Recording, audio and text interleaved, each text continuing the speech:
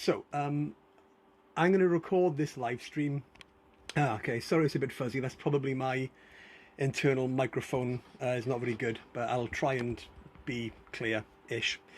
But my plan is I'm going to do some, drawing, and I'm going to eventually then take this video that gets recorded from the live screen, and then I'm going to cut that up and I'm going to use that as like little tutorial videos for flatting and other bits and bobs. But you guys who are watching it live will get to see the whole shenanigans, the whole thing. So this is specifically making artwork that really resembles the Transformers the movie look and feel.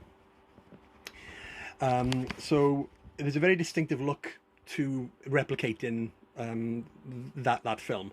So as you can see here, what I've got on screen at the moment is my pre-prepared mood board. So this is all stuff that I pull together before I start doing any of the actual artwork itself.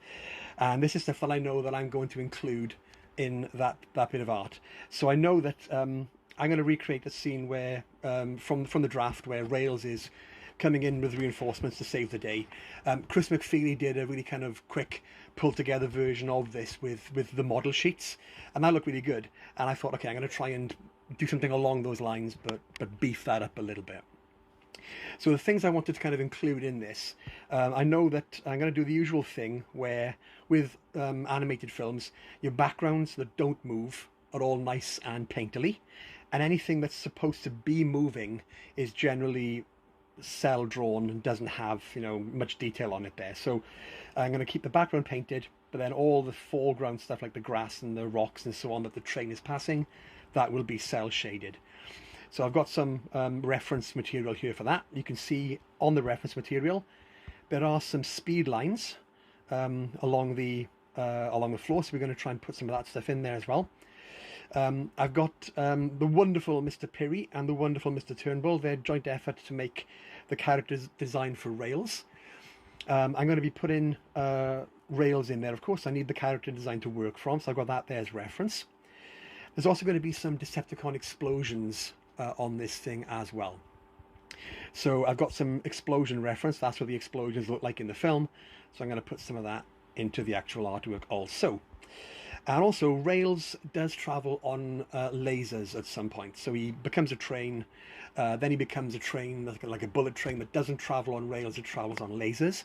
So I've got some reference from the film of Daniel on his hoverboard, and that's got like a nice lasery underside effect. So you can see I'm going to try and put some of that into this as well. I'm also going to include Optimus Prime in here. So I've tried to find some appropriate poses that I want to try and replicate in the artwork as well. So this is kind of like my mood board. This is my reference material. I'd also want to include more speed lines as well. So I've got some speed line reference I want to do. And I'm going to pull all these disparate elements together and make a nice new image. So I'm using Clip Studio. I'm working on a Samsung Galaxy tablet. This is a really handy little handheld tablet and lets me do art remotely, basically. So if I had to sit down and work on my Wacom, then I probably wouldn't do a great deal of stuff. But working like on a portable device, I find that helps me get in the mood to draw a bit more, which is good.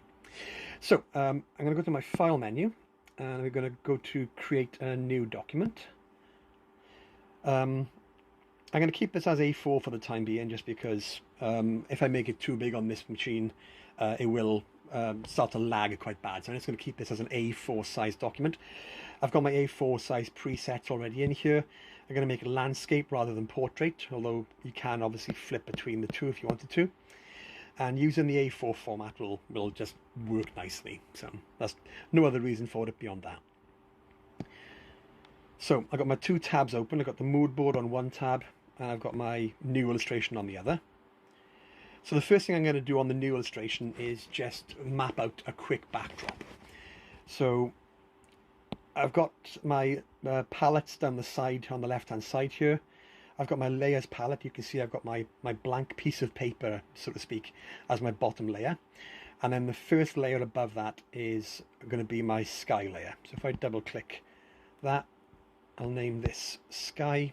I can't spell sky. There we go.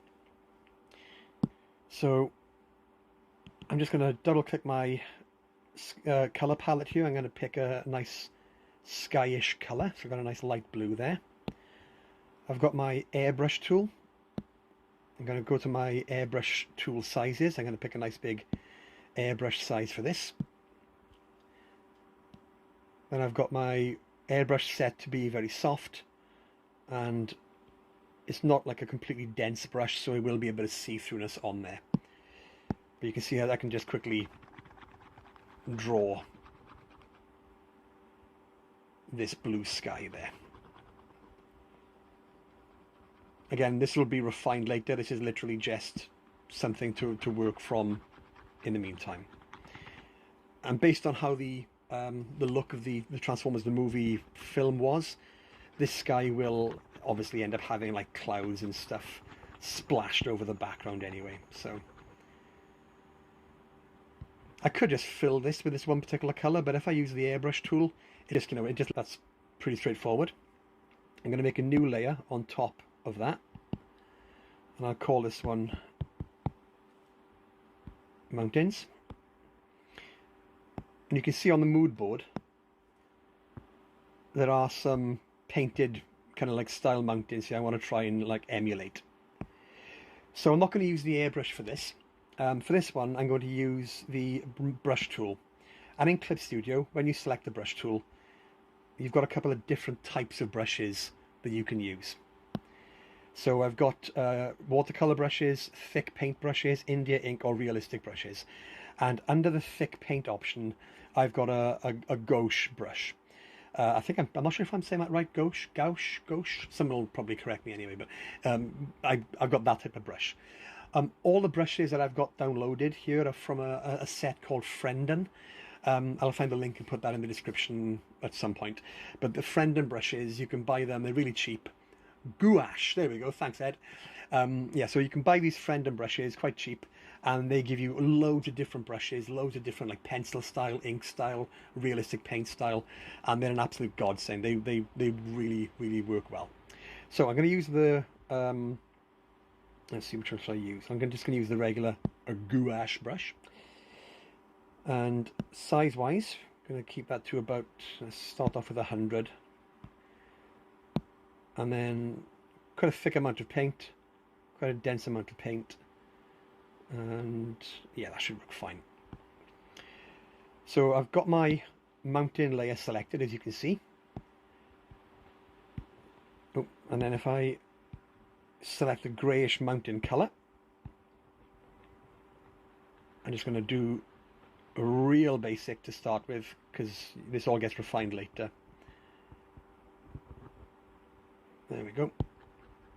Again, this bit is real, not very pretty stuff. It's just splattering virtual paint on the virtual canvas.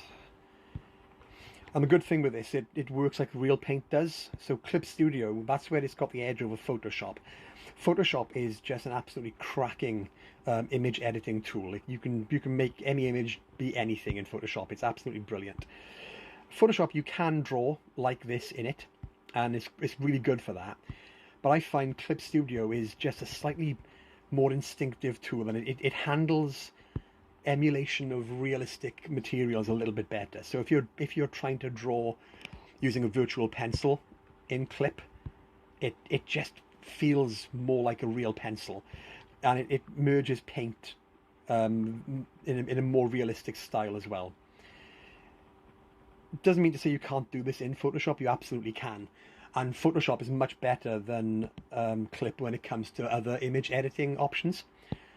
But this does at least give you some kind of like nice ways of merging paint and mixing paint, and you can really kind of like blend things in, which is really nice. So you can see that's what I'm doing here now. I've selected a lighter grey colour, and all I'm doing is just mixing in bits of that paint. I'm going to go through and adjust the brush size just slightly, take it down to about half the size it normally is, and pull in a bit more just subtle detail for the rocky outcrops there. I'll often skip back and forth between this and the mood board, have a look and see what's going to work and what's not going to work. Change the colours a little bit as well as you need to.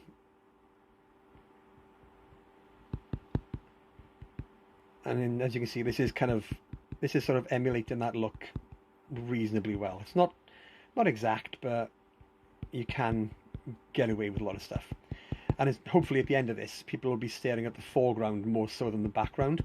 So the background is just kind of there to add a bit of, a sort of like a feel for what the film was doing, even though this probably isn't exact. I mean, I absolutely cheated doing the TF Nation images, because I was using a lot of actual backgrounds from the films and painting over them directly and repurposing them, and just kind of like adjusting them a little bit, which is like I say, it's a little bit cheating, but it looked good. And at the end, I was just trying to make things look good rather than make a lot of work for myself, especially because I was trying to get those images done quickly. So it made sense to sort of do that there.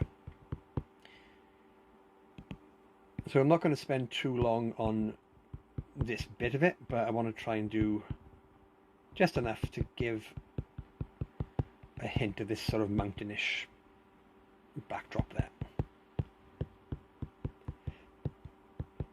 So that's a good start. I'm going to use the airbrush tool now with a slightly darker grey and just put that across the bottom part of the layer. This will be hidden, obviously, by the cell shadedy bit that's going to come up there, but this will help kind of like blend stuff in a little bit. Then go back to my brush tool, make the brush back to a bigger size, and then work again over the top of that and blend it in a little bit. I often find myself doing this when I'm drawing these kind of things, is that I'll start off with just super rough stuff, really kind of inelegant brush strokes and just really crappy looking things. But the more you work into these things, you'll start to pull out little details, and then you can start refining things a little bit, and you can start to kind of see where the image is coming a little bit. I do like the talent borrows, genius steals. Appreciate that, Andy. That's that's been my motto since pretty much day one. So okay, so that's a good start for the background that I'm going to work from there. So next bit, then we'll build up the next part of the actual cell shading-y bit. So I'm going to put a new layer. We'll call this one Cliff, named of course in honor of our Lord and Saviour Cliff Richard.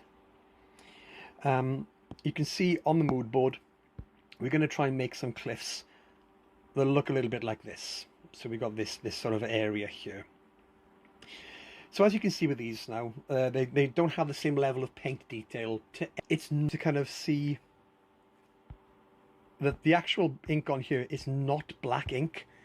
It looks like it's black ink, but it's actually more of like a dark red, or a darky, or like a purpley, kind of like it's not quite black. So that's what you need to bear in mind when you're drawing these kind of things. So I'm going to click on my color tool, and if I use the color picker and pick, actually, maybe go pick the color picker, try again. If I click one of these black lines, you can see that when I double click that image, this is actually like a darkish blue. So we'll use that as our kind of like a basis for the lines we're going to draw. I'm going to darken this down just slightly, but it's not going to be completely black. Let's go back to my image. So for this one, we're not going to use the paintbrush tool, we're going to use the pen tool. So I've got the pen tool down here, and if I go to my pen settings in the subtool, I've got two different types of pen settings that I can use. So I've got either the marker pen, which is handy for just, as the name suggests, just using a regular marker pen, or you've got the pen tool, and under here you've got mechanical pens, mapping pens, calligraphy pens, and one pen that I found useful from the Friend and Brushes is this textured pen. So the textured pen, as the name suggests, it gives you a nice straight line but it does kind of pepper a couple of little inconsistencies inside that pen. And that makes it look a lot more like a real life pen. And if you compare that to like the cell drawings in the movie, if you zoom in and look at them, you can see that, you know, those are hand-drawn bits of artwork, and they've got that kind of hand-drawn randomness to them. So let's put that in place here. So I've got my cliff layer selected. That's going to run across the top here. So I'm literally going to just draw a line. Let's make sure it's not too thick.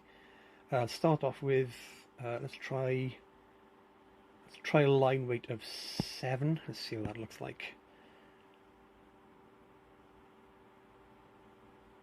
Yeah, that's not too bad. So we'll do that there. You'll notice again on the mood board, the cliffs on here repeat. So this is what the animators did to kind of make it so you could loop the animation over and over again. So again, to try and make it feel like that, we'll do a similar sort of thing along here. So here's the bottom part of my cliffs. This will be the bottom of the cliffs. And then we'll do one line down here, again, real rough, just no straight lines really. And then another one down there. Then another one down there. And we're just basically segmenting these cliffs. Do that. Do that. Do that. You can see this as we go. And this would give the animators enough kind of scope to repeat movements along here. So now we can add a little bit more detail. So we'll do a crack in the cliff up there. We'll do that on every other one. Oh, I got my undo button. I did one on the wrong one there. You can see as I zoom in on these are not pretty at all. These are real ropey. But they will be hidden by a lot of stuff later, which you'll see. Okay, so that's the start of the cliff. So now, basic bit of background. What I'm going to do here is make a new layer and put that new layer under the cliffs. So we've got the new layer. I'm going to drag that under the cliffs. I'm going to name that layer Cliff Flat. And then what I'm going to do here is I'm going to colour on the flats layer, but I'm going to use the layer above as my reference layer. So if I check this layer, you can see I put a little tick there. So now both layers are selected, but the layer I'm working on is a slightly lighter shade of blue. I've got those both selected there. And now I'm going to use my selection tool. I'm going to use a lasso tool here. And all I'm going to do, I'm going to draw around the area that I'm going to need to colour, very roughly. So you can see now I've got my little marching ants marching away here, showing what I've selected. And because I'm referring to that layer with the black ink on, or the not quite black ink on, if I use the magic wand tool here, I can set the magic wand tool, and you can see along here it's referring to multiple layers, and I've got it set to subtract from the selection. So now if I click in an area outside of what I want selected, I can click that. That will then remove a load of the selection from there, and now you can see I've got the marching ants around the rock face there. I've also got these little tiny icons at the bottom of my screen. One of these icons allows me to sort of shrink the selection by 1 pixel. So I'm going to do that there. So now I've got a selection that's just inside the line of those cliffs, but it's not on the cliff layer, it's on the cliff flats layer. So if I select a nice grey colour, say that looks nice to me, I can then go to edit and I can go to fill, and boom, I can then deselect, and now I've got a nice cliff face that's separate from the line art. Another thing that's quite handy to do with this now, when you've got your flats layer set up like this, there's an option in Photoshop and in Clip Studio called Lock Transparent Pixels. And this is usually on top of your layer menu. If you lock the transparent pixels, that means then that you can't draw on any transparent areas of those layers. Really handy if you're flatting, really handy if you're shading. It just means that you can't add new ink to what's already there. So I've got those done there now. If I keep these layers selected, I can now fill in other bits. So if I go to the colors and I can select a slightly darker shade of grey, I can now use my fill tool down here, my paint bucket tool, and under my paint bucket settings I can see that I've got referring to multiple layers here, and I've got fill up to vector path selected. So this will fill whatever color I'm using right up to that black line, or also a little bit underneath it as well, to make sure there's no pixels kicking out that look the wrong color. And because I've got multiple layers selected, I can now, using the Cliff Flats layer, just click these extra bits, and I can fill these in individually just by tapping them one by one. Gets a little bit fiddly as it gets smaller, so I'll zoom in a little bit. But there we go, and that'll do those. And as you can see, that's looking a bit more like the mood board already. So the mood board does have some other darker areas on here as well. So here's an example of something else you can do with this. If I go back to my layers, if I unselect those ones there, if I make a new layer above the Cliff Flats, I can now use the menu options here, and I can set that layer to clip to the layer below. And what this basically means is I can now draw on that layer. So I'll show you what I mean. If I go to my pen tool and select marker and put the brush size as something ridiculous, that'll do. So what I could do now, if I wanted to, I could get my color thing back up. I could go for a darker color again, and because I've clipped this over the other layer,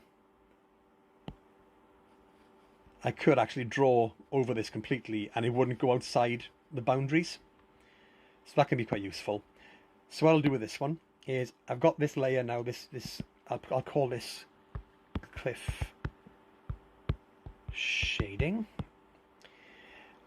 That's clipped to the layer below, so I'll make this layer a little bit less opaque. I'll take it down to about 40 odd opacity. And now I can just literally draw over the top of that. Oh, the brush is still a bit too big. Let me bring that brush size down to about 17.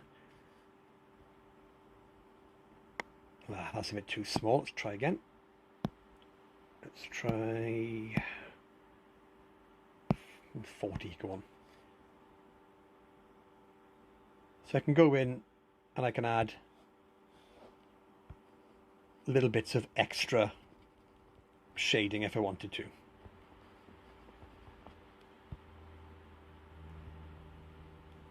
And it's just a matter of building up the background as you go.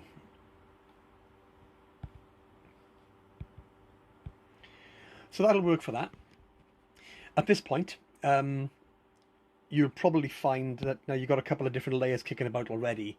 So this is where I tend to organize things a little bit. So I'll make a new folder at the top. I'll call this folder Cliffs. And then I'll take these 3 cliff layers that make up that image. I'll select them all and drag them into that cliff folder. Then I can reduce it down just to kind of keep things organized a bit. And if I wanted to, then I could use my move tool and I could move that layer around if I wanted to. So I've got that area there is now pretty much good to go. So what I'm going to do next is pretty much the same thing, but for the grass that's going to be the underside of where Rails is going to be. Well, transforming essentially. So we'll do the same thing, do a new layer. I'll call this one grass. I'm going to select a color. I'm going to go for that nice dark blue that's not quite black. And then this time around I'm going to use my pen tool. I'm going to make sure that I've got my pen tool selected, not my marker tool. Textured pen. You recall I had it as number 7, so size 7. I'm just going to quickly check the mood board and see how they do the grass. Is there anything specific to look for in terms of like the way they draw it? Okay, so nothing dramatic there, that's cool. And then I'm just going to quickly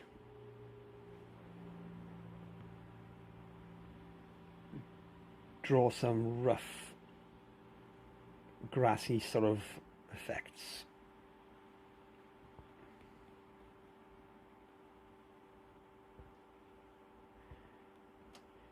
You can see I'm drawing over that cliff layer, making the blades of grass a little bit bigger as I get closer to the screen. There we go, so that's that one there. I can now take the layer menu, I can add another layer, drag that below grass. I'll call this grass flats. I know more appropriately would be grassy plain, but I'm not going to do that. And then again, select both layers, so I've got them both selected. So now they're referring, the bottom layer is referring to the top one.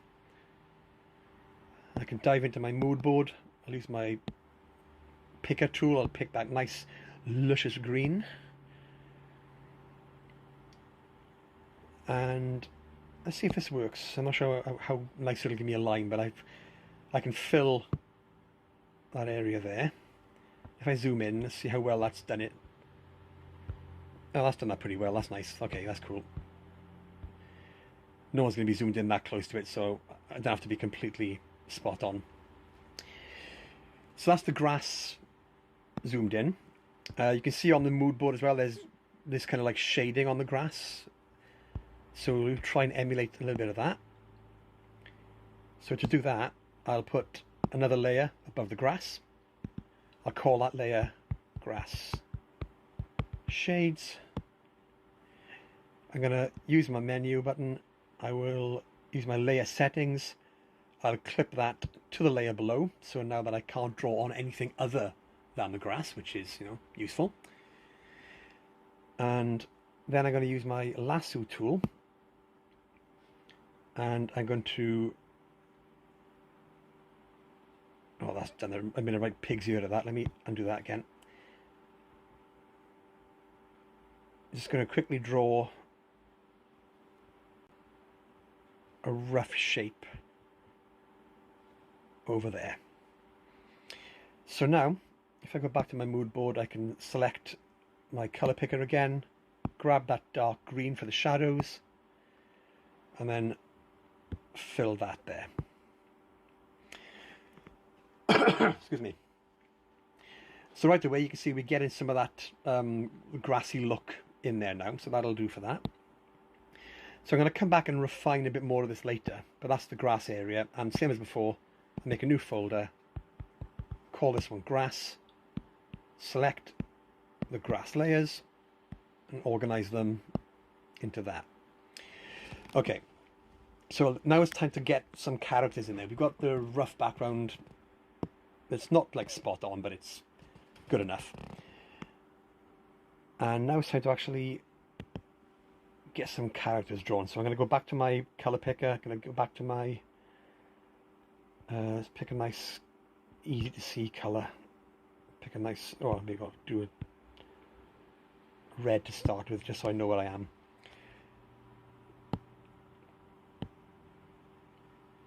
So I'm going to pick a pen tool for this. I can pick a marker just so I've got an idea as to what I'm sketching out. So we'll do rails first of all. So I'll do rails roughs. This is just the initial layout for where he's going to be. So I'm going to have rails kind of coming toward the camera, and I want it to be sort of mid transformation. So I want to try and get that kind of like that kind of big dynamic push toward the screen sort of thing. So I can see, looking at the character model, we know we've got the general kind of shape for the head there. So we'll got a new camera, got the new layer there rather. And then we put the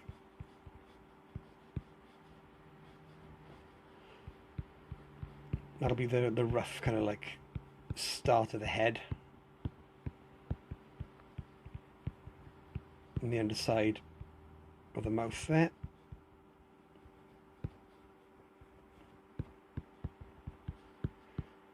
So just blocking in the rough kind of shapes of where everything is going to go. Then there'll be a bit more of the train behind, a bit more of the train again. Then there'll be some of the fuel cars that run behind him. So a few of those.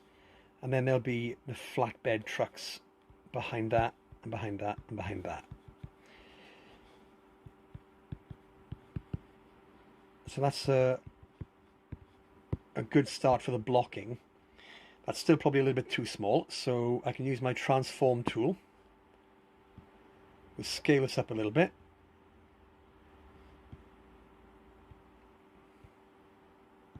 I've got to leave a little bit of space on the bottoms of the screen here. This will be a rough guide as to what I'm going to do. Okay, so that'll do for my rough workings in for where the train's going to be, like too dark or too bright. So sometimes I will take the paper layer. I'll move that above all the backgrounds. I have to rasterize it first.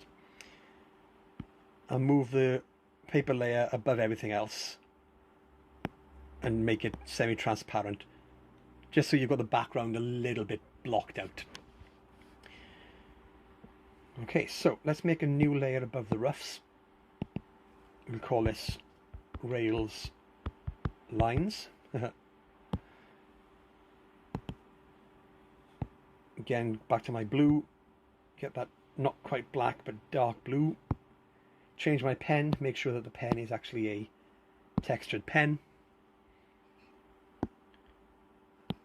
I'll take the rough layer down slightly as well, so I'm not distracting myself with that. Okay, so let's have a look at the character model. Okay, so that's the front of it. So at this point, it's just a matter of going through and drawing in various bits of detail.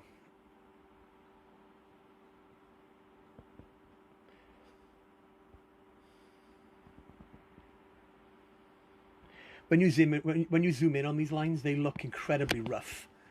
But hopefully when people look at the image as a whole, it doesn't look that bad.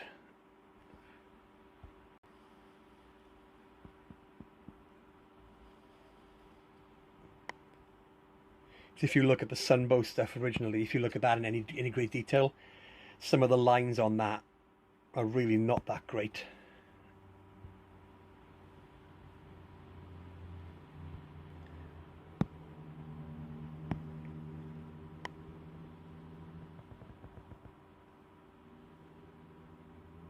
Perfect circle there. Sometimes I will use the pen tool on my tablet. I've got like a shift button on here, so I can do some nice straight lines.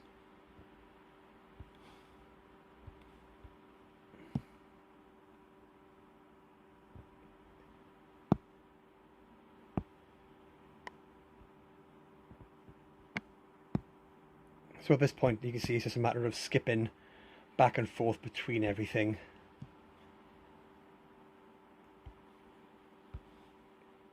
To start getting your character models lined up a little bit.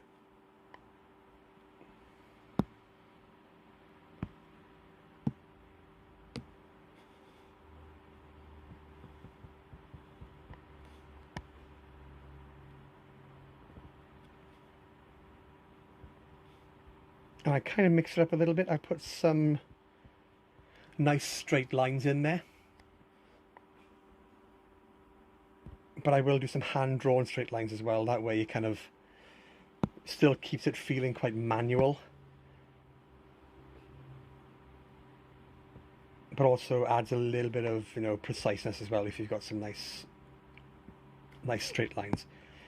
I love the undo button on this thing because there's so many times I'll start drawing a line and think, oh, yep, screwed that up, like trying to do these headlights here. That'll do.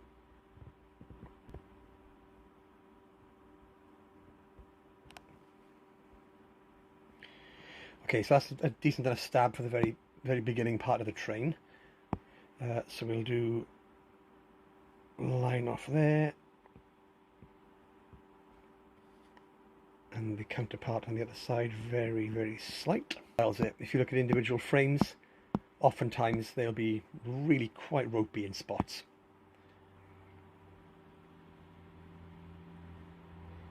Okay, so there's the part of that there. So because he's going to be, how's that done? Okay, yeah. He's going to be mid-transformation. So I'm going to do the windscreen like that. On the mid-screen there. And I'm going to do the bits about his eyes sort of like mid-flip. So they'll be sort of up like that.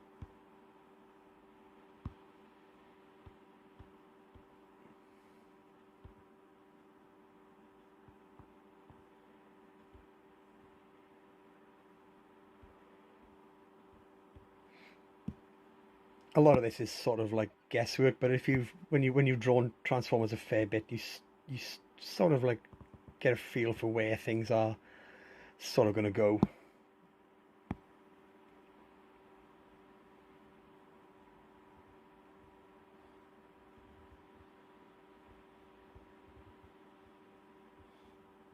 And the same thing down there as well.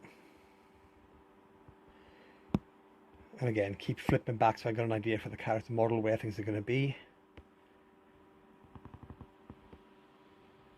Going to be an eye coming in there. Just to make the eyes look a little bit angry, I'm going to put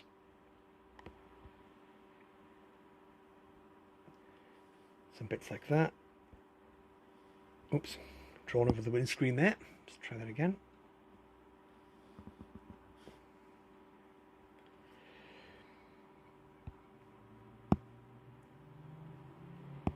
And you can see then on the side, bring that around there. There are the side doors along the character model here. The split apart as well, so I'm going to try and do some hint of those splitting up at the back of the train.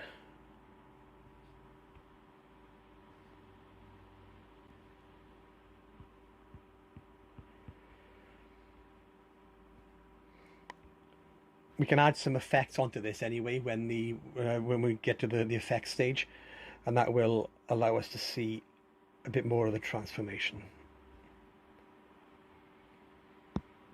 Then you've got the bit of the mouth here. We'll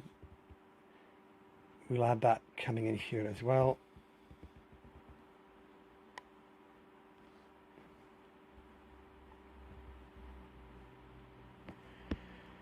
And if you pardon the pun, we'll start to see his tongue snaking out also.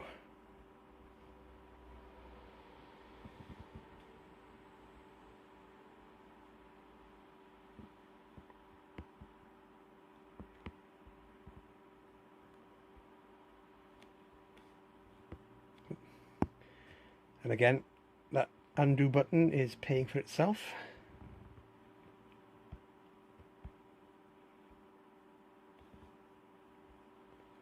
That's rubbish. Let's try that again. I do love the undo button. It works. And it works better than I do, which is good.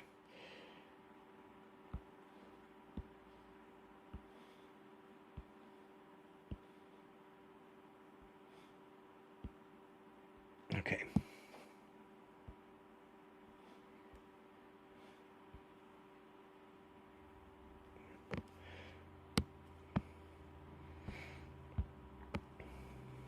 So we can see now we've got the bulk of the initial lines there coming into play. do a quick addition of some of the lines for the deco along the side. And the big jet rotors that come up alongside his head, we'll have those moving up here as well, but I'm going to put those at a bit of a weird angle. Well, not a weird angle, but I'm going to put them at a slightly different kind of angle to kind of give the impression again that he's mid-transformation. So we put the side of the train down there.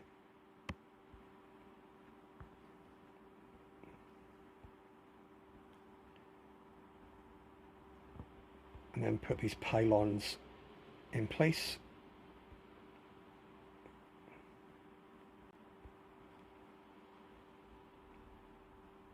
And then I'm going to use the shift tool again to give myself some nice straight lines.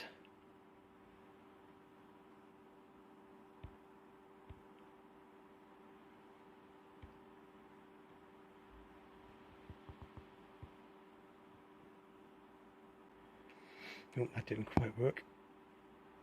You can draw freehand as well when you're using the straight line tool, and then go back to the straight line after that, which I don't think you can do very well in Photoshop, if I seem to recall, but I know Clip does a good job of letting you switch between the two drawing modes.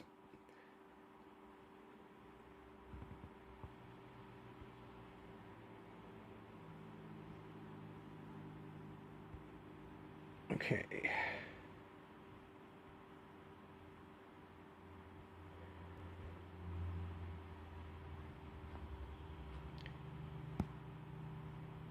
Oh yeah, it's got little things on the back of the thrusters, so we'll pop those in there as well. So you can see it's a bit of a jumbled sort of mess at the moment, but that's kind of intentional because you want it to be like it's a frame midway between transformation states. So we'll put another shift here, and again I'll draw the next pylon.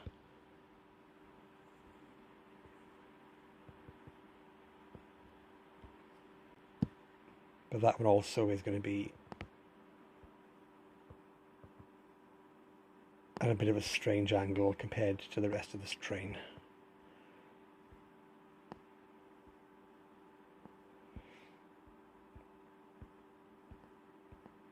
I'm going to quickly draw in some fans in there.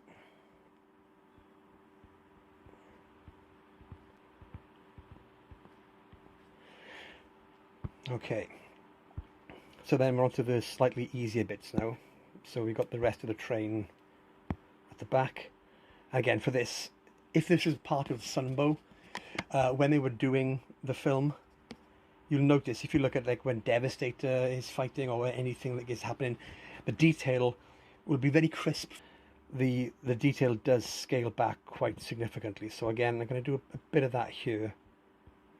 Just put in some shapes to kind of suggest the overall movement of the carriages. And the same for the wheels as they're sort of flipping in and turning in underneath him.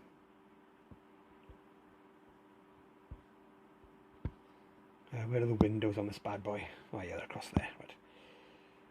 So we've got some windows, and again, real basic shapes, but just enough to kind of fool the eye.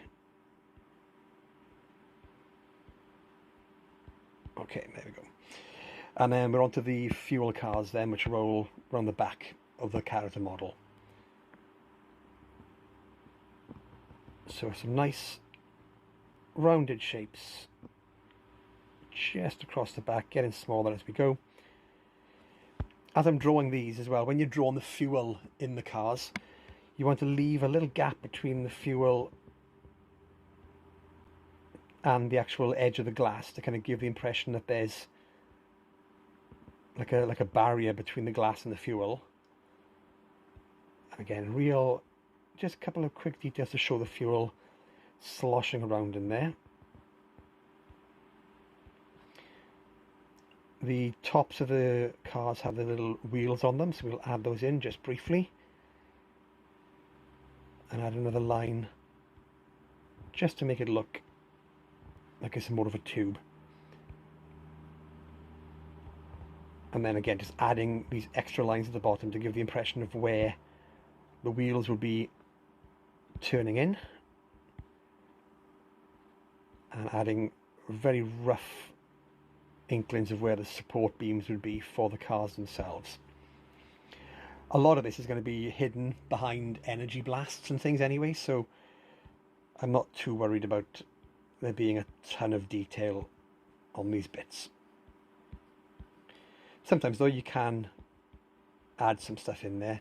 Like there, you can see by here, I've actually gone a little bit too dark with some of the lines, so I'll use my eraser tool and we'll just get rid of some of that bit to give a bit more definition to that wheel, and the same for some of this here as well. Okay, while I'm here, let's clean up some of the other lines as well. So we'll get rid of that, get rid of that, get rid of that. It's basically just my shoddy penmanship, really.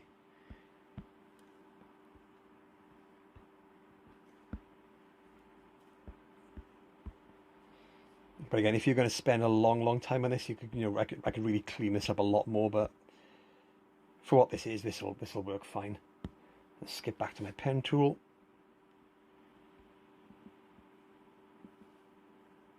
Add in a bit more definition in spots.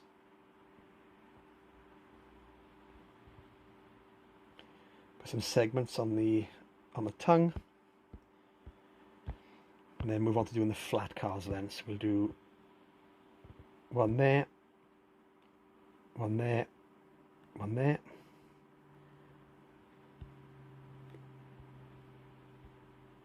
And again, just giving the hint of where the wheels will be.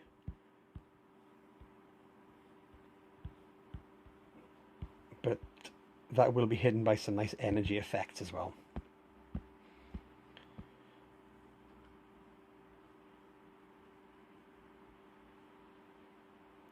Okay, so we're getting there now. So there are some bits I'm going to just quickly use the fill tool for as well. I'm going to fill the area around these headlamps in black. Part above the eye as well. And parts of the fan assembly, just to kind of give a hint of a hard shadow there.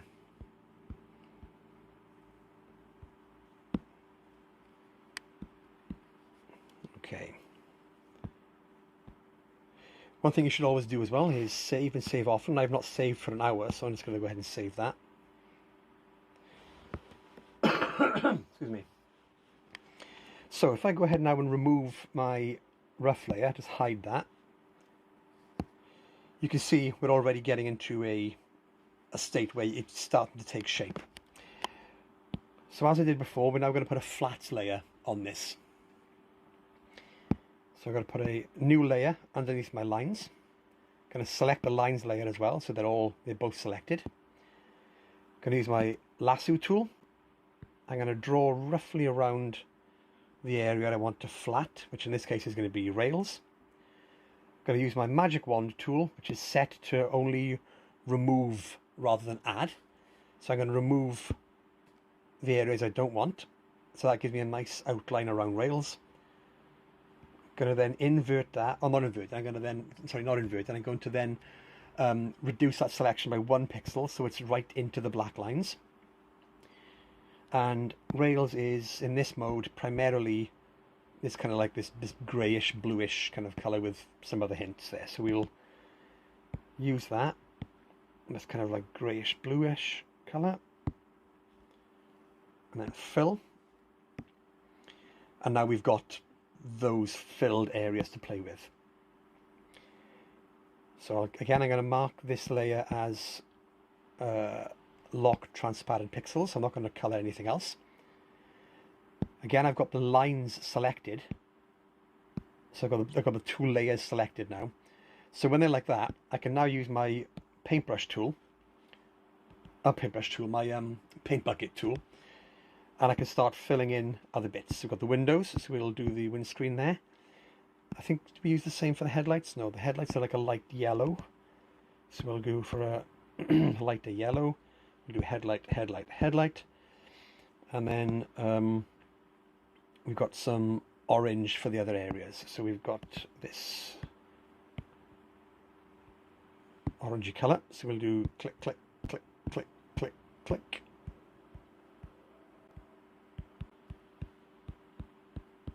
This is one thing I like about Clip Studio. It does make flatting a lot simpler. Because Photoshop does this to a point, but it doesn't quite do it. And it's nice to be able to kind of like fly through these a little bit quicker and flat this way. Flatting when you're colouring is, to me, the most boring part of colouring. But it's also quite an essential part, because you do need those flat colours to work from. Oh, there we go. Where's the orange on the underside? Okay, so we've got... I know these parts of the cars here are orange. Now, at this point, this is so small, there's no point me using the paintbrush. I keep calling it the paintbrush. There's no point calling it the paint bucket tool. So if I go back to my pen tool, and I set this back to the marker again, and we've got the size of this as, say, 40, not big enough? Yeah, there we go. I can just quickly draw these bits. That'll just save a little bit of time. That brush size is a bit too big, so I'll take it back to about 14. Now I can go to my greys, and I can just quickly draw in the colour in for the wheels, which I think were grey. Were they grey? Yeah, they were grey.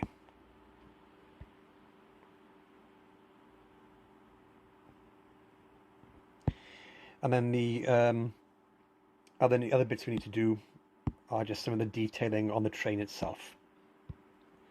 So I've got the windscreen colour up here.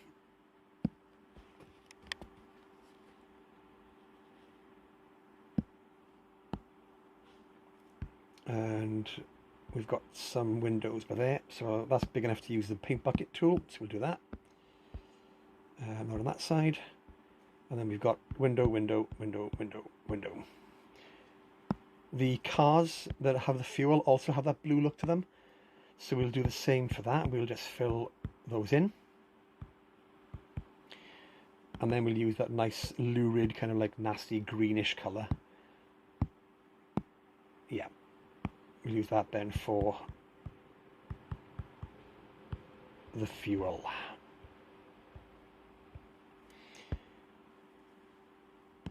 Got a dark grey for the rocket, so that goes around there like that. Seem to recall the window colour was the same for the rocket turbine-y bits. You can tell I don't work in the aerospace industry, can't you? Right, so that's those.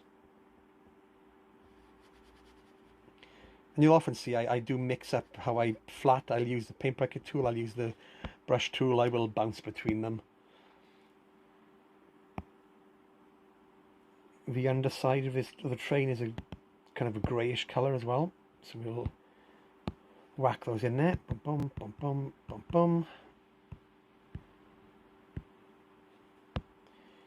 His jaw, or the underside of his jaw, is quite dark, I seem to recall, so we'll whack that there, whack that there.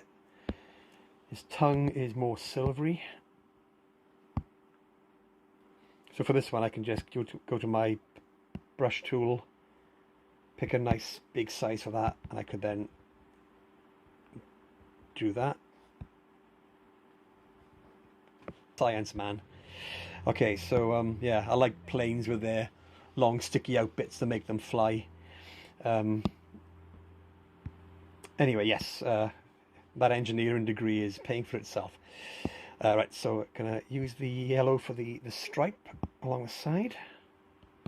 Oh my god, I cannot click things. This is something I do a lot as well. I'll go back and check things and forget immediately what I've checked. I've already forgotten which stripe I'm colouring. So I'm colouring the yellow stripe, that's the bottom stripe, okay.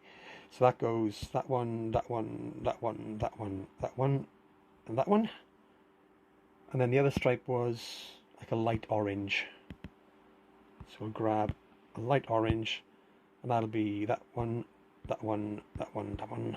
Doot, doot, doot. This is why I love Clip. You can just kind of like just breeze through a lot of the colouring process, which is just lovely.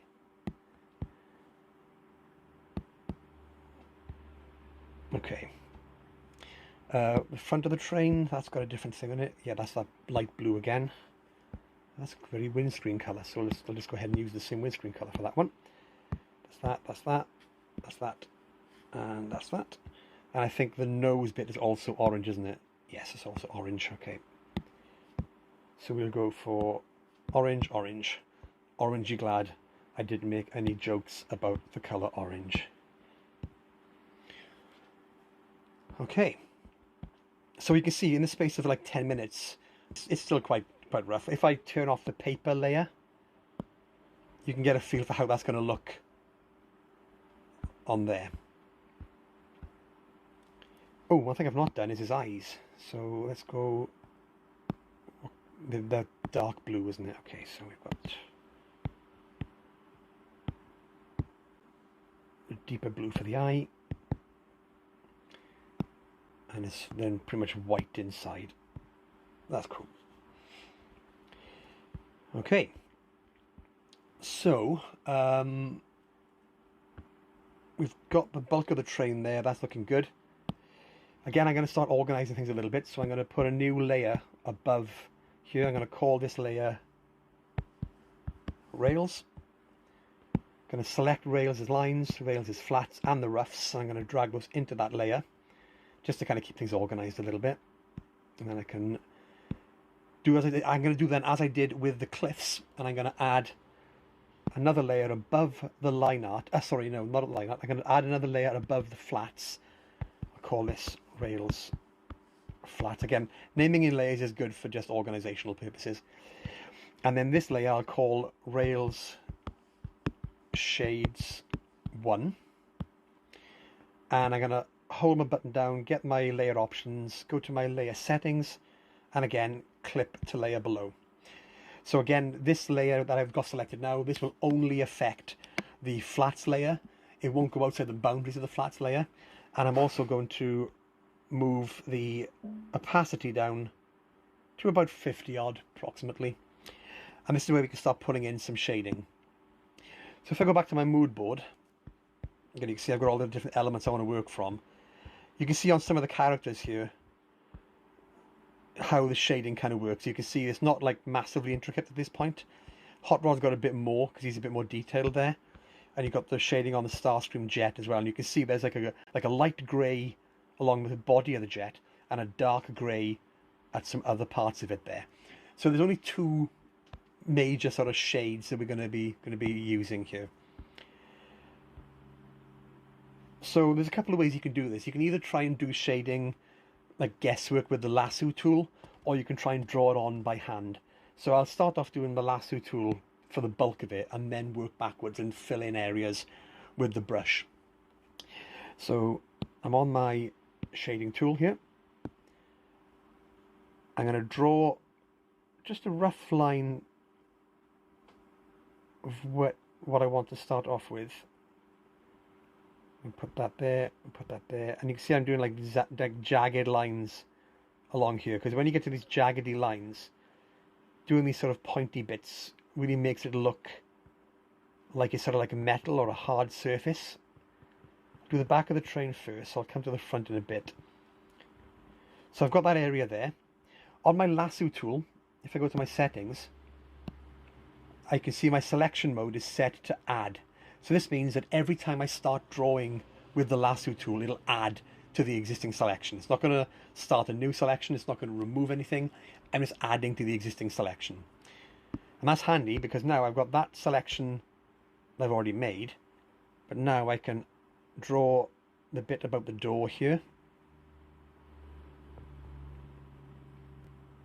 And I can add that to that selection. This part of the pylon, and a bit of shadow around it. That'll come to it too. The bottom part of the thruster, I'm going to go around there and then draw another line and then back up again and then around and then back down to the pylon where I started. The windows as well are going to be a slightly more reflective surface, so you can add more jaggedy points to the windows. That'll make them look a little bit more reflective.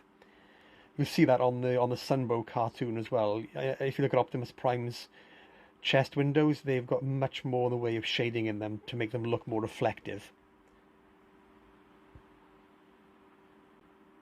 And you start to see here, at the moment, this doesn't look like anything particular. It just looks like a lot of marching ants. But I've done this long enough now that I know that I can kind of almost see in my mind's eye what I'm filling in with the marching ants. And then if I add in some more here, and put a bit around the nose area. And again, it doesn't look like anything to begin with, but if I add some more of these in there, just these little shapes. Okay, that's a good start. Oh, I'll go ahead and put in this side of the door as well.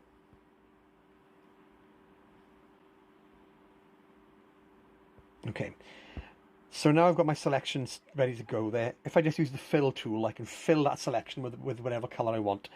So when you're doing the shading on these things, you'll notice the shading, it's like I say, it's just basically one flat area. And if you look at the shading on Prime, it's not just a black shadow. If you imagine here, this is, if you look at these shadows here, these are like a lilac or like a purple kind of shadow. And the same thing if you look at the red there. So it's not just one black color. And you can see it on Hot Rod here. This gray, that's almost like a purpley blue shadow. So it's not just a jet black color. And that's what you need to bear in mind when you're shading these things. Oh, thanks for the comment there. Thanks for the praise on the TFN stuff. So yeah, appreciate that. Thanks, thanks for that. That's good. Yay, makes me feel good. Make my head big. Okay, so so I'm going to pick a color. I'm going to pick red, but I'm going to take that red right the way down to around about here. So it's not quite black, but it's not quite red. It's still quite dark. So now if I go back to my illustration here, you can see that layer, but I've got all the selections. That layer is already set at 50% approximately. So now if I fill that with 100% of this color, boom, we start to see some of that shading coming in. Now sometimes you might look at that and you think, right, okay, that's a good start. But you can then take that shading and you can bring it up a bit to make it darker, or you can make the layer a bit more opaque to make that, push that coloring back. And you can also change the blending mode. So I often find that's useful. The blending mode starts off as normal, but you've got a ton of different blending modes here. And the first sort of 5 are darkening blending modes. Then the next 5 are lightening blending modes, which lighten things. Then you've got special effects that add to glows.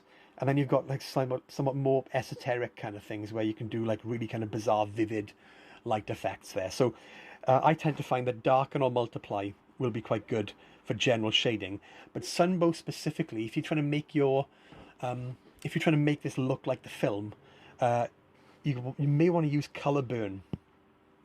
Color burn just makes the colors vibrant but darker. So you see that orange there has got much darker, but it's got a vibrancy to it. It's not just black, and sometimes you might find that will work well. Again, it kind of depends on the lighting of the scene. In this bit here, that I'll leave it as color burn for the moment. We might scoop that back to multiply, but multiply might be too dark. That's too grey. But that does kind of fit in with the style there. So we'll play with that a bit later there. So now I've got rid of that selection. You can see that the marching ants have gone, but I can always do more to that now. So I can draw quick selections to highlight areas that I missed. and then I can go through and add bits to the rest of this as well.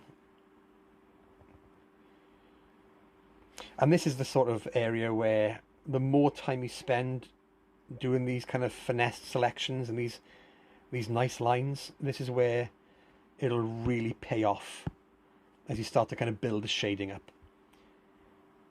And you can see this windscreen here. I'm going to do a nice sweeping selection there.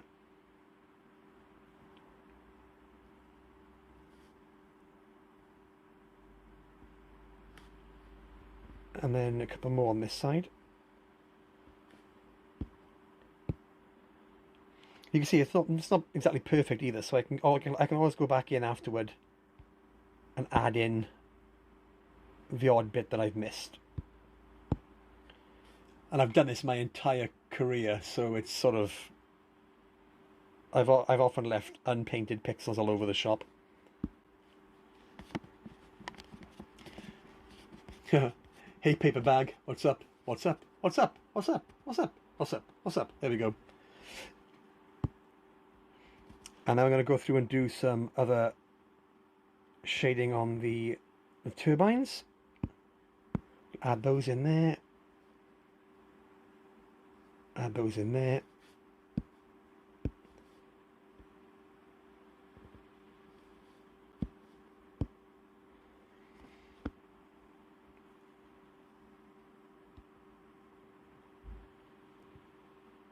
And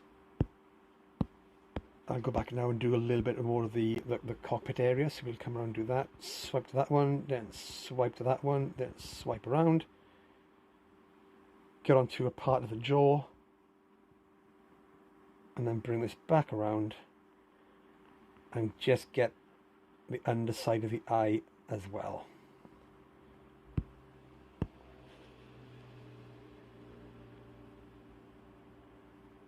So you can really see that's starting to take shape a little bit now. The tongue, this part is underneath the body, so we'll put a nice dark shadow on that. And then the outer part, we'll just shade the underside. And then get the underside of the forks as well.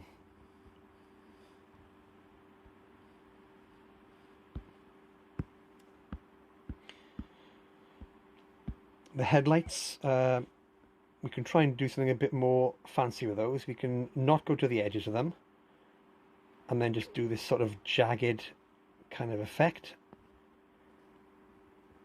Do the same here. We'll go jagged to give the impression of that sort of slatted glass. That'll give you that.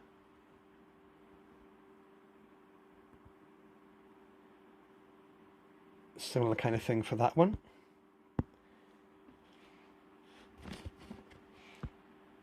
So now we can really see that that's coming into play now. That's looking a lot better. So that's the first shading layer. So we'll do the same thing again. Now I'm going to make another layer above this one.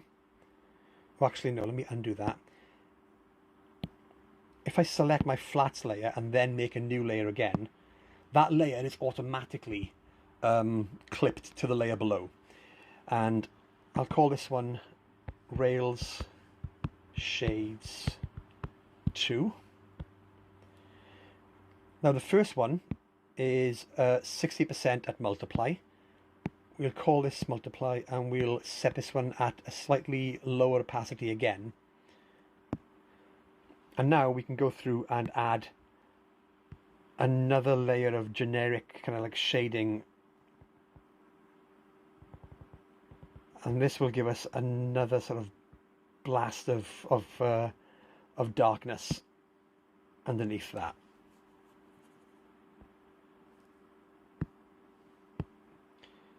And you can see if I do this on the door here, I'll do this bottom part of the door. Put that there. Put that on the, oh, let me try again. Put this on the grill. So we'll darken that part of the grill and go along just roughly these lines here, and these lines here, and that line there. And what this will do, this will add just another subtle bit of shadowing below that.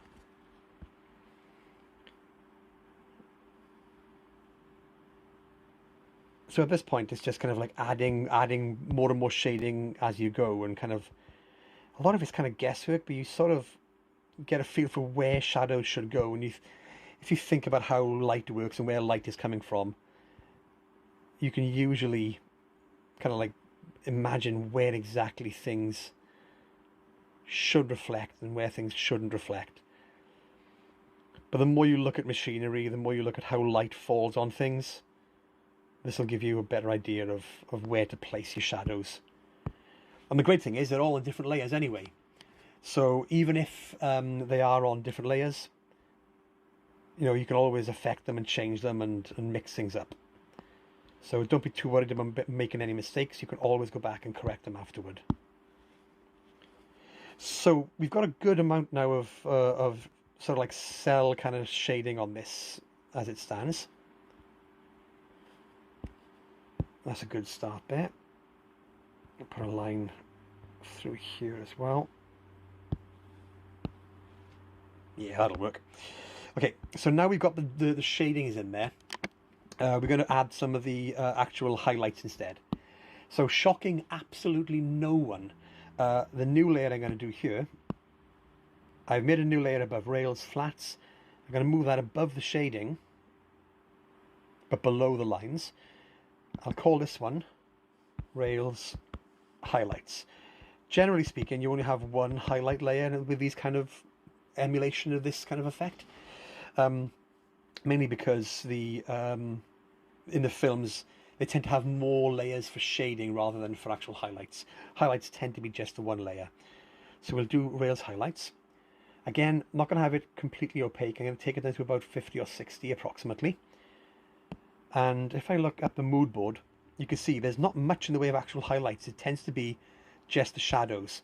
There are some occasionally on some bits, but usually it's more shading than anything else. Like glass especially, they'll have that highlight on there. But more often than not, you won't see a great amount of shading. A great amount of highlights, rather. But I do like to put them on here. Oh. Okay, I'm moving my layers around accidentally there. Oh yeah, font. No worries. I know I know you've been using Clip a lot anyway, so I thought this would be a good informative thing that hopefully will be useful, because I really love seeing you do some of your stuff, and if any of this is useful, that's obviously a good thing. So I've got my highlight layer there. Same as before, I'm now going to use the lasso tool. Gonna just pretty much guesswork, really, kind of guess where the highlights are going to go. Across the top of the turbines. We'll put some across the top of the door. The windows will get some there. These turbines get a bit of a hit. And again, I've been doing this for quite a while, and I kind of know, looking at the marching ants, I can kind of see in my mind's eye where things are gonna go. But again, it's all on different layers, and you know, if you do absolutely mess it up, it's not the end of the world. You can always use the undo button and sort stuff out.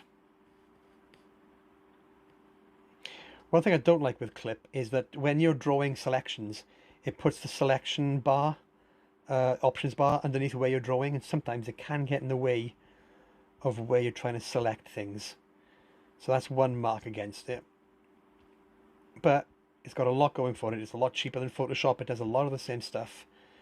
And if you know Photoshop very well, you can easily kind of transition a lot of your skills from one to the other. I've been using Photoshop for decades, literally decades, which is kind of sobering. And I've been using Clip for about, I don't know, about a year. And yeah, it's been a really good addition to the old digital skills, which is a good thing. So you can see here, I'm going through now and adding in all these kind of presumptive shapes, what's going to go where. Again, it's all largely guesswork, but I think it'll work. Okay. Put a bit of the pylon there. Put some white across the top of the glass on the jet fuel. Why do you? I don't think you support. Don't think transporting jet fuel in glass containers is a good idea. But there we go. Who am I to judge, eh?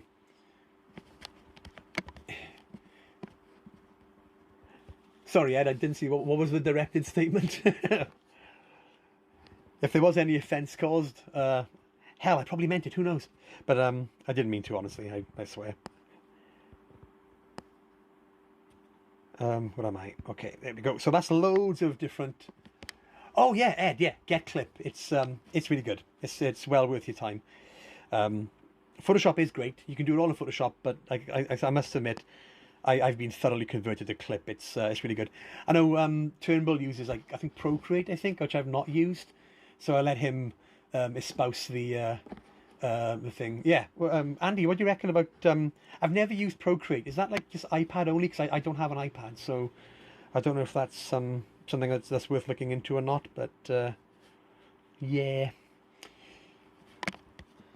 Right. Okay. So I've drawn up all my selections for where I want the highlights to go.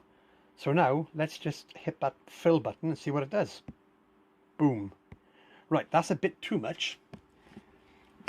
So let's scale that back a bit. So now this is a normal highlight layer with 67% opacity. So normal is just you're adding white on top of what's below that. So we could, instead of making this a normal layer, if we take this down to say screen, that will, it doesn't look much of a change there, but if you have different colors underneath it, that will affect how it looks. Color dodge might be a good one as well. That will let more of the orange kind of come through there. So you can see that's not too bad. I'm not liking the roof of the train. That doesn't look quite right. So again, because this is on a layer, I could just use my eraser tool and I could just go in and just literally erase parts of that highlight there and kind of make it a bit more to my liking. Or I can use the lasso tool, swipe that around as well, and then use the delete button. So that's a little bit more, in line with what I was wanting. Oh, cool. Yeah. So yeah, Andy, your TFN stuff is done on Procreate. Cool. Yeah, I've never used it. It looks really good from what I've seen of it, but I've never had a chance to really kind of get to grips with it. So at some point I might do, but not yet. Okay, so that's the like the basic part of the train done there. So one thing I'm going to do now below that is I will add another layer just below the flats, and I'm going to call this shadow. This layer is going to be pretty much obliterated by what I'm going to do in a minute anyway. But looking at the mood board, I can see like Hot Rod doesn't have much of a shadow beneath him, but there is shadow on the grass, and I want to kind of have that under the train. So I'm just going to quickly use the lasso tool to quickly sketch in a hint of what that shadow could be like. Oh, got the wrong color selected there. So I've got my dark red. So that's obviously a bit too much there, as you can see. But we'll take that down to multiply or darken possibly. And then scoot that way. Just adds that hint of shadow underneath the train. And then I'm going to take my eraser tool and just tidy up a little bit about that shadow.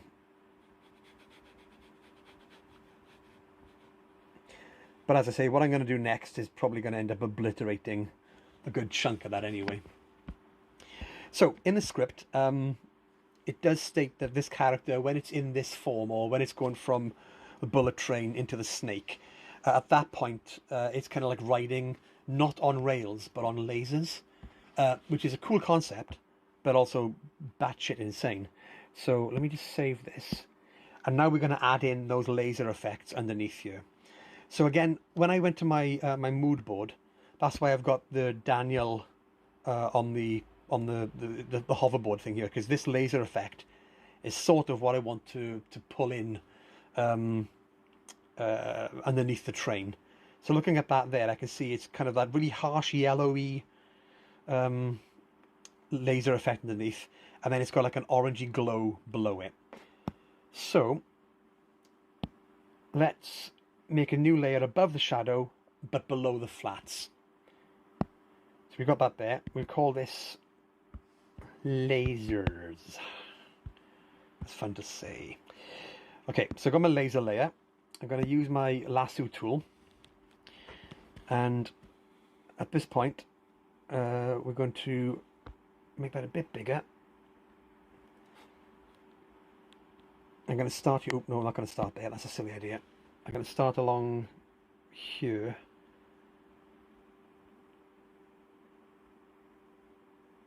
And just sort of draw along the outline of the train at certain points, and then like around the wheels I'll kind of like zap it a little bit. Just punch some little odd shapes out there and get that right the way along the back of the train, and then do much more pointier shapes coming off the bottom there.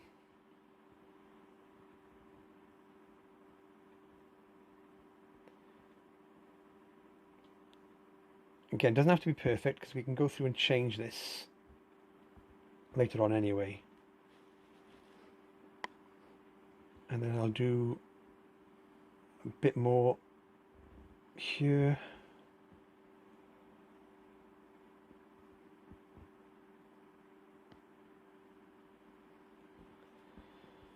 And again, kind of guessing where these kind of jagged spikes will be, but I can kind of see in my mind's eye how it's going to roll.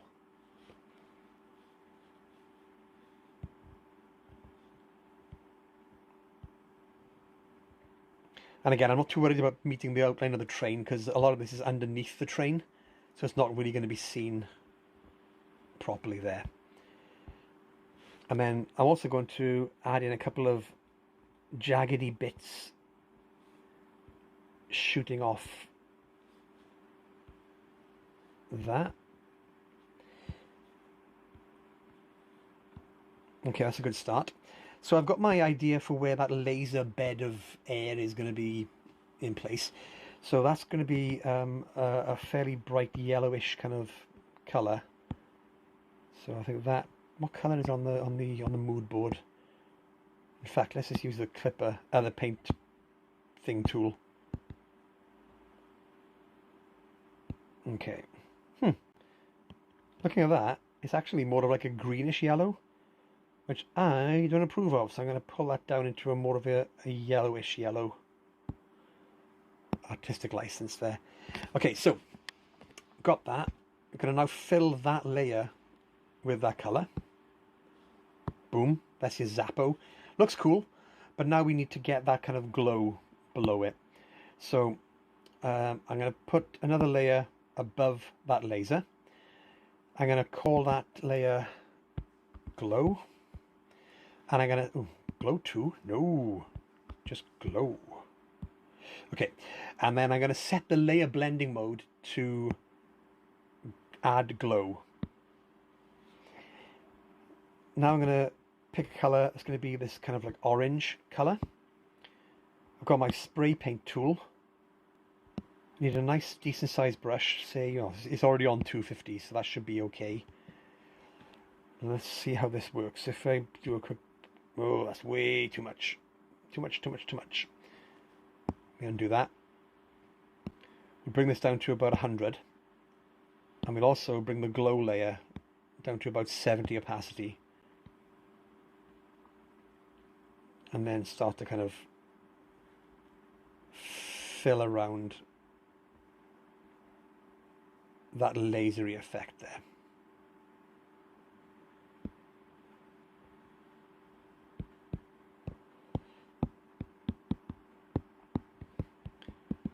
That's not looking too bad. It's still looking a little bit bland. So if I put that laser glow, if I up that a bit, again just playing with this a little bit now. If I put that below the lasers, I wonder if that'll have much of an effect. No, not especially. Okay. Yeah, hard light doesn't really work for that either. Okay.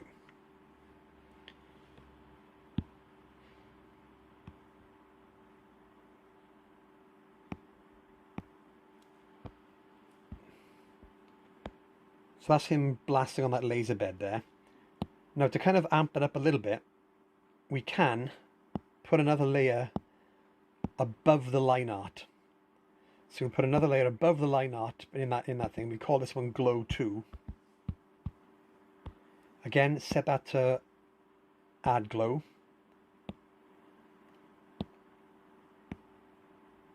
Adjust the opacity slightly. And then we can do the same thing again, just along the edge of the train. And what this does, it just kind of like blasts out a bit of a blur around some of the edges there. A bit more toward the back to kind of highlight that out there.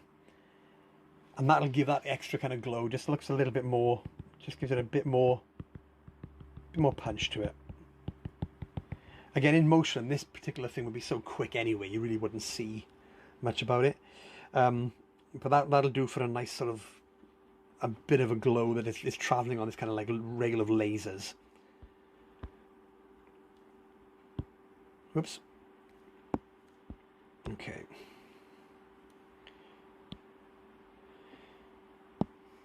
So I'll come back to rails in a bit. Just go ahead and save that. So as I said before, I want to also add some explosions onto this as well. So that's the mood board there. This is the kind of the look for the Decepticon explosions and so on. You can see it's no dark ink on here. It's all very much, you know, very kind of fuzzy and blurry, and it's got like texture to the explosions as well. So if I go in the corner here, we'll add another layer. I'll call this explosion. And the Decepticon stuff is purple, so we'll go for that nice kind of purpley thing. And I'll use my pen tool. Nice, decent sized brush for this. And again, real kind of like play school stuff at this point. It's just drawing the shape for the explosion.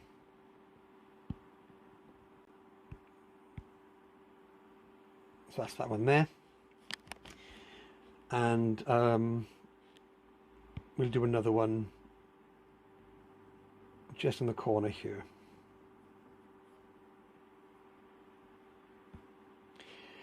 I'm going to change my lasso tool. I'm going to change that into a polyline tool. And this will let me draw some nice, real jagged edges.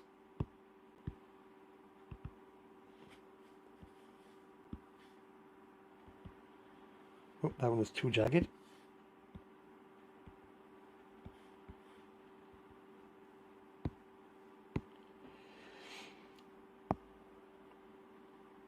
And then we'll put another layer on top of that. We'll set that layer to add glow. This time we'll use a nice, almost white, but not quite colour.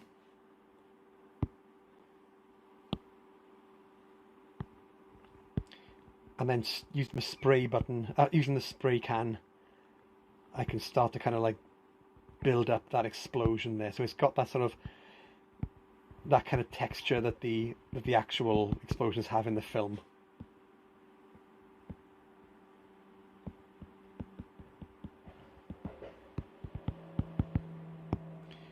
There's some more areas here that could benefit from having that white in them. So I'll go back to my lasso tool and just manually fill in a couple of little bits.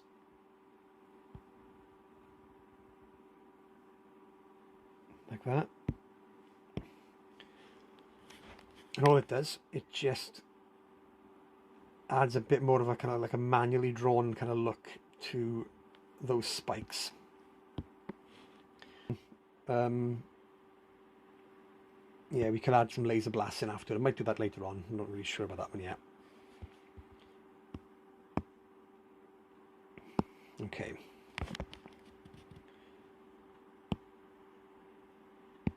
Again, I'll put this into another folder called Explosions. Again, just organizing your layers really does help things. You can change the blending modes of these layers as well. So if I turn this layer, this explosions layer, if I turn that to color, to add glow, that'll give you even more of an intense kind of glow. You don't really need it in this case. But you can play around with these blending modes and see if anything there actually will work well for you. But again, it's kind of like just play with it a little bit and see what it does. Okay. So it's taken shape. One thing I've noticed as well, because those explosions are there, we might want to actually put a little bit of a highlight thing on the cliff face. So again, I'll call that cliff highlights. Set that to add glow. Take it to like a purple. Use my lasso tool. Put that one in there. Put that one in there. And again, just kind of like guessing where I think the odd little highlights should go.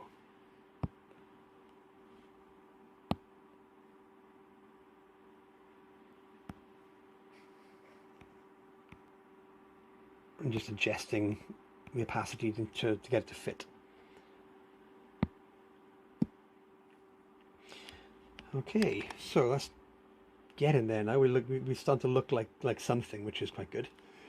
Something that looks vaguely G1-ish. I was going to add in like Optimus Prime's like riding on the top of the and actually kind of like up this to the next bit to make it look more cell shaded. So the way I would do that is I've got my layers here. So I've got the rails layer. So we're trying to give the impression that this is on old acetate film.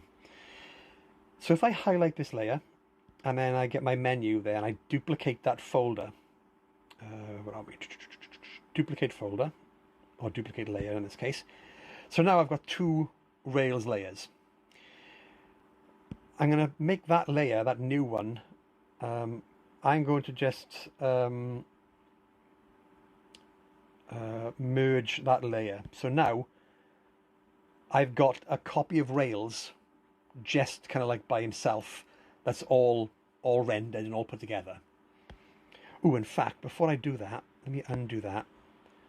What I'm going to do, before I flatten these layers down, I'm going to hide the laser effects just for a moment. Okay, so I'm going to flatten that folder down. So I've got the nice flat version of Rails that's all rendered. I'm going to make sure that that layer is locked to transparency, so I can't draw on anything that's transparent. And then I'm going to change the color to a dark red, something like this. And I'm going to fill that layer completely. So now we've got a blacked out, essentially a blacked out matte a blacked out matte of Rails. And you'll notice what's really going to help sell this as a cell image is if I take that matte line and then drag that layer and put it sort of under everything else.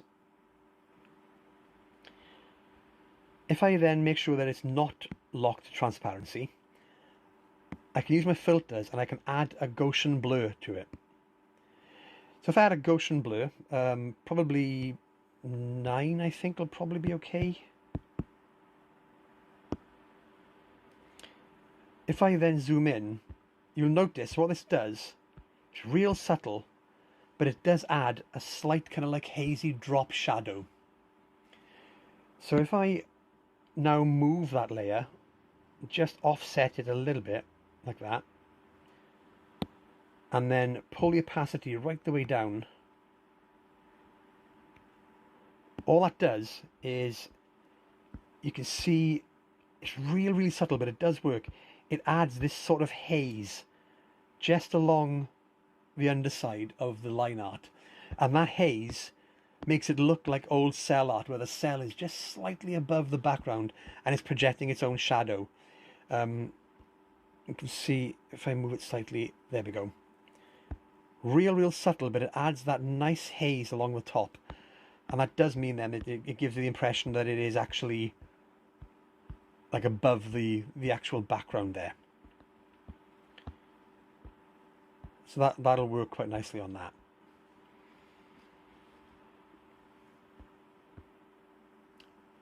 Okay. Another thing you can do as well, which I also find useful to kind of make things look like they are of the film, of that kind of that kind of like that filmic kind of feel to them, is if you take your image, so like within Clip Studio, there's a really good option in here where you can go to the layer option, and you can merge all the visible. Where has it gone? You can merge every visible layer to a new layer. So if I do that, I keep all my original layers. They're all still here, but now you can notice at the top, I've got another layer on top of everything else. And with that layer, that's quite good for testing things out. So I could go to my filter, again, use Gaussian blur, and this time instead of just blurring the train or blurring that blurring that background to give the idea of a cell, I could blur the entire image, and to show you, it could, it'll take a little time to process. But you can see on the preview there, it's actually scrolling across, and that's too much blur. But if I take this blur down to, let's just say 4, that subtle Gaussian blur over everything just fuzzes the line art just enough that it does give, like that, it does kind of like evoke that feel a little bit. And another thing you can do on top of that, so once you've added that blur, you can go back to the filters, and in Clip it's called Perlin Noise. In Photoshop it's just noise, but you can build up this kind of like noise layer. Now in fact, that's not going to work on that layer, so I'll cancel that, but I will do a new layer.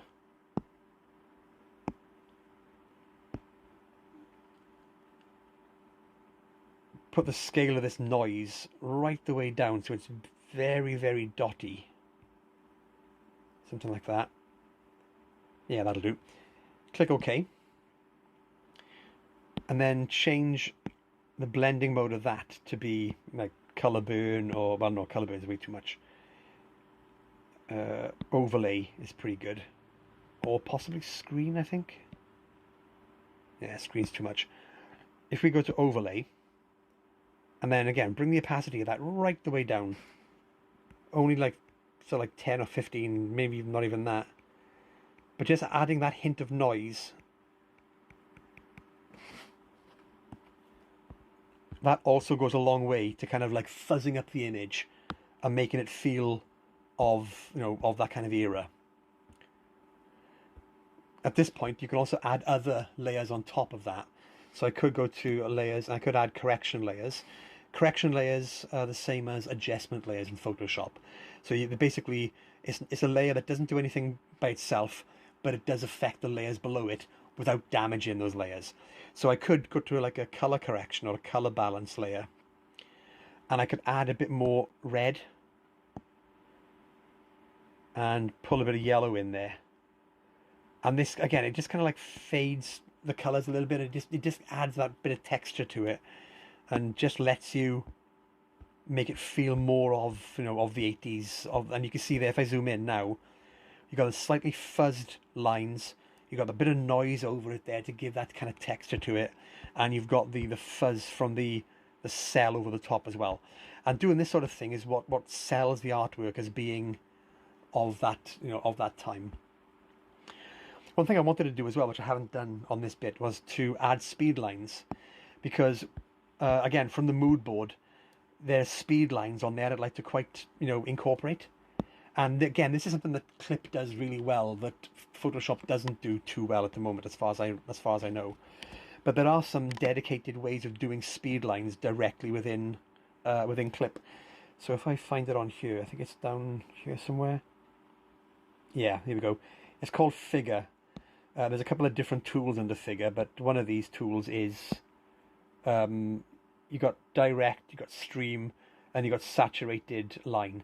And saturated line lets you set this kind of thing. So if I put, for example, the beginning of this line down here somewhere,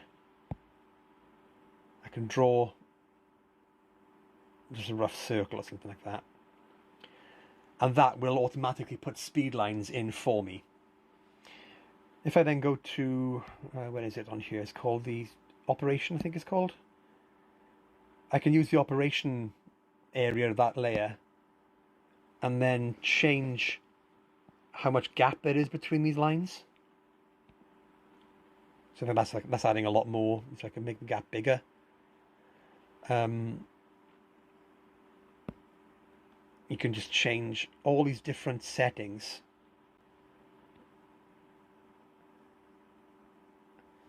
And then you can even change exactly where. Let's see if it'll let me do that. You can specify where these lines are going from or going to.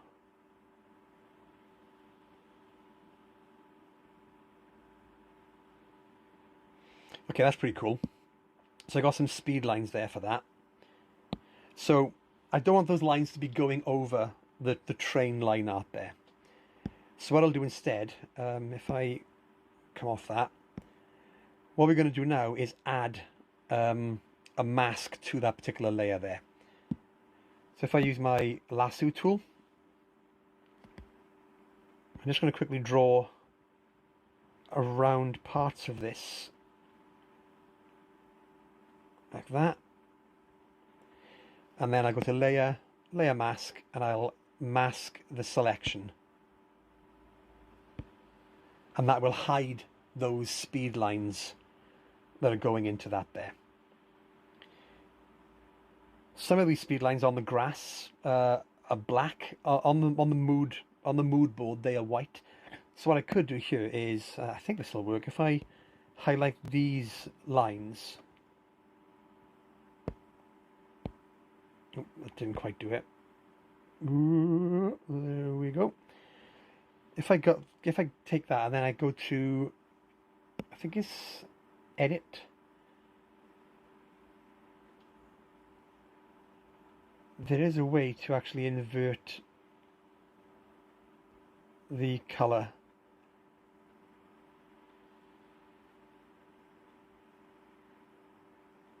Oh, I can't remember where it is on this one. Correction, distort, effect.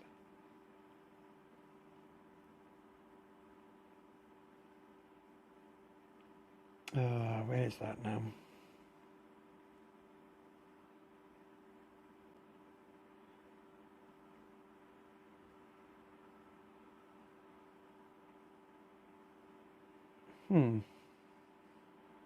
I can't remember where that is now. I know where it is on Photoshop, but I cannot remember in Clip where to do that. That's all right. What I can do instead, if I set that layer to, if I rasterize it, if it'll let me do that. Rasterize that. And then I can set it to lock transparent pixels. Then I can select white. And because I've locked the transparency, I can fill, and that'll make those particular speed lines white. And again, you can play around with the speed lines as well, the opacity of them all, so it's not too overbearing.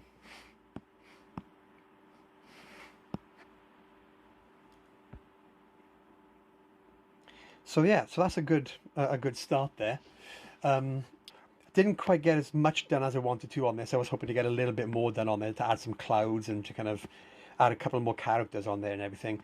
But I think hopefully that'll give you an idea of what you can do, and it'll give you an idea of how I sort of approach my colouring process, at least with these kind of bits of artwork. Certain bits of artwork I'll approach differently. This one, I was very specifically trying to make it look like it's part of the old cartoon, and I haven't quite managed it, but it looks reasonably close. And again, this is done in 2 hours, so if you can spend 4 or 8 hours on a piece, you will get something that looks a lot more cohesive and a lot better than this. But again, make sure if you start off with a mood board, get an idea of what you're looking to achieve, get an idea of what kind of effects you want, get an idea of what sort of colouring you're looking to get in there, what kind of poses, and that'll do half the battle for you. Ed, you're ready, me dude. You just need confidence, man. Go attack the world, for God's sake. But yeah, but this will give you an idea of what you can do. And like I say, if you can play around with if you can do this in Photoshop, you can do it in Clip. I'm sure you can do this in Procreate. All these programs, they all are just tools, and as long as you kind of have an idea of what you can do, you can really sort of create pretty much anything to your own spec. So yeah, so thanks for coming along to this, guys. I do appreciate you sitting in and watching the process. I'll probably try and use bits of this video now and cut it up to kind of make like some quicker tutorials on flattening or just on how to use different layers and that sort of stuff. But yeah, if you guys would like me to see, if you guys would like me to do more of this kind of stuff, again, just hit me up on Twitter, let me know. And in the meantime, I'll let you enjoy the last dregs of your evening, and I'll catch up with you in real life, or on WhatsApp, or in Twitter, or wherever I see you guys next. Right, now, this is the clever bit. How do I turn this off? In fact, remember guys, save your work. I'm going to save that. And now, this is the cool bit. This is where you get to see me end the stream. Oh yeah. Streamlabs is running.